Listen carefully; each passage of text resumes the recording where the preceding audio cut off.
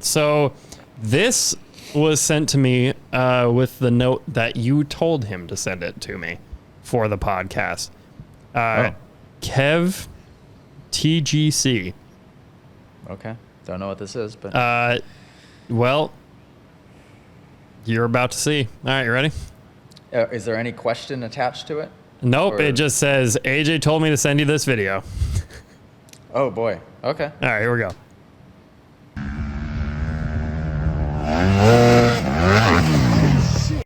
Okay, so... Wow, love the commentary at the end. Very normal thing to have happen, honestly. It almost happened to James today. We were doing a private lesson video in how to whip. And he was messing the timing up the first couple of times because the timing's different. So whipping and scrubbing, two different things.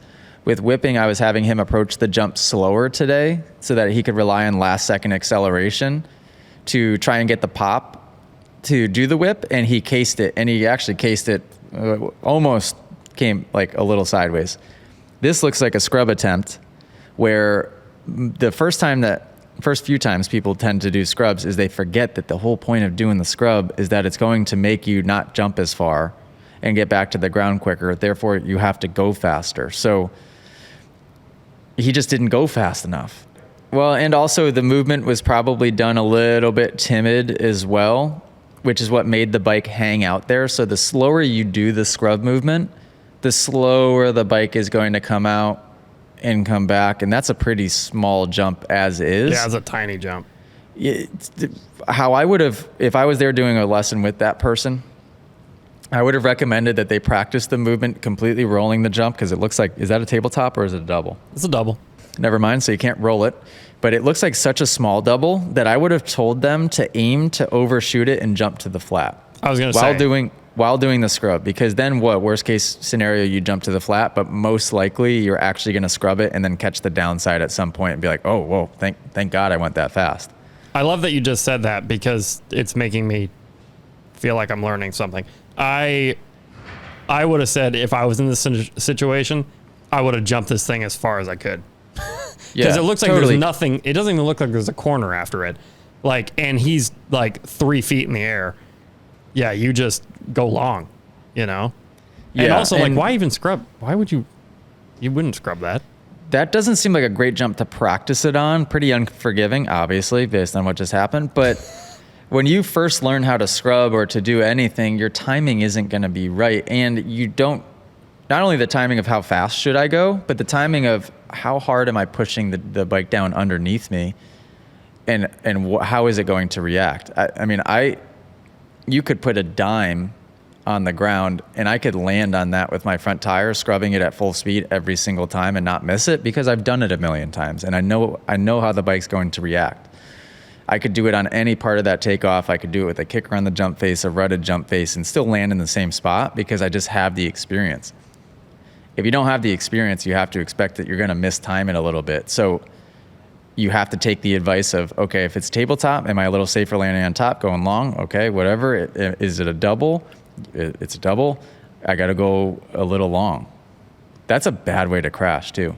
Yeah, hope you're all right. Just all of it. The whole thing looked painful. By the way, hope you're okay after all that. Yeah, it was weird. Hang on, like, could he have saved it?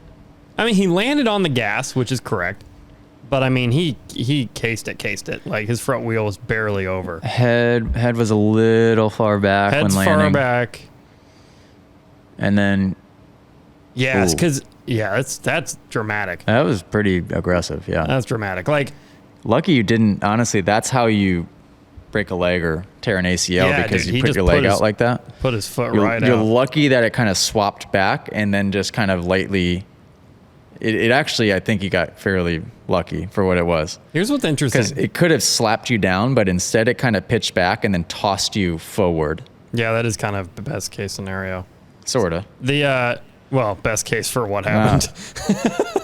What's interesting is I was always taught, going to motocross schools as a kid and stuff, to, when you're crashing, never let go of the bike.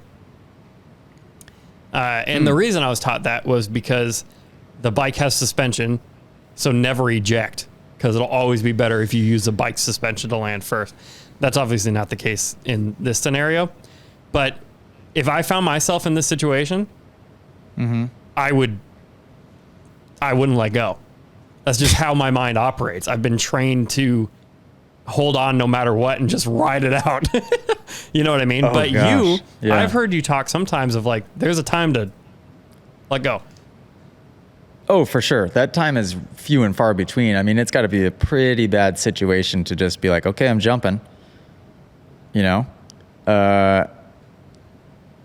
I've only had that happen a couple of times. And thankfully, the times that has happened has been in like very quick type, come out of a corner, seat bounce something fairly low speed, and instantly you either just like miss the shift or hit a crazy kicker, and it just almost like gives you no choice. Like it just like, oh, well, I'm jumping over the front, like super gentle and easy, and then you land on top of an on-off, or you just downside the double with your body or whatever it is. I don't think I've been in a situation that I can remember where I've hit a big jump and had to make the decision like I got to bail and jump off. But yeah, there's a time and a place. But what I will say is my advice to most riders would be, yeah, stay on the bike. Like most people give up on it way before you should give up on it.